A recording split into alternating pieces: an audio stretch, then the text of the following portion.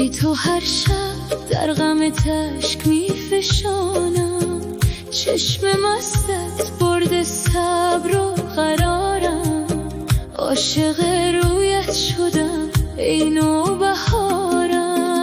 بیا جانا بیا جانا کنارم باش امشب، چراغ قلب من شو در بهارم باش امشب. بیا جانا بیا جانا دل از غم ها رها کن، به عشق پاک خودی قلب تنها را دوا کن.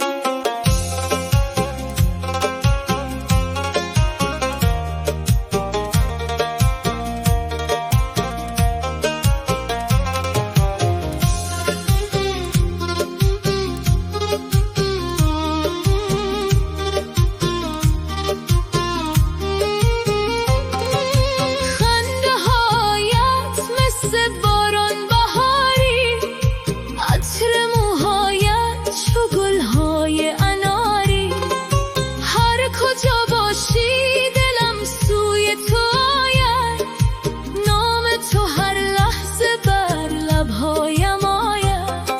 شب که آید یاد چشمانت بماند، عشق تو در سینه چون آتش بماند. ماه را بینم تو در یادم بیایی، در میان خواب و رویاها درآیی. بیا جانا بیا جانا کنارم باش امشب، چراغ قلب من شو در بهارم باش امشب. بیا جانا بیا جانا دل از غم ها رها کن، به عشق پاک خودی قلب تنها را دوا کن.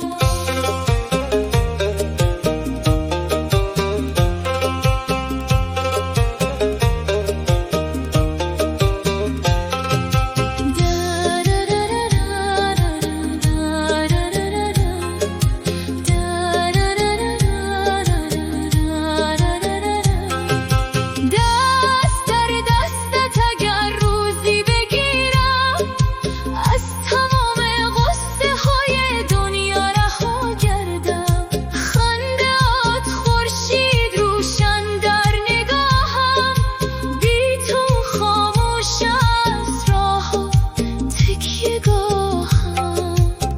تو گل سرخی میان باغ هستی، بهترین رویای شیرینم تو هستی. تا نفس دارم توی ور به زبانم، ای همه عشق و امید جاودانم. بیا جانا بیا جانا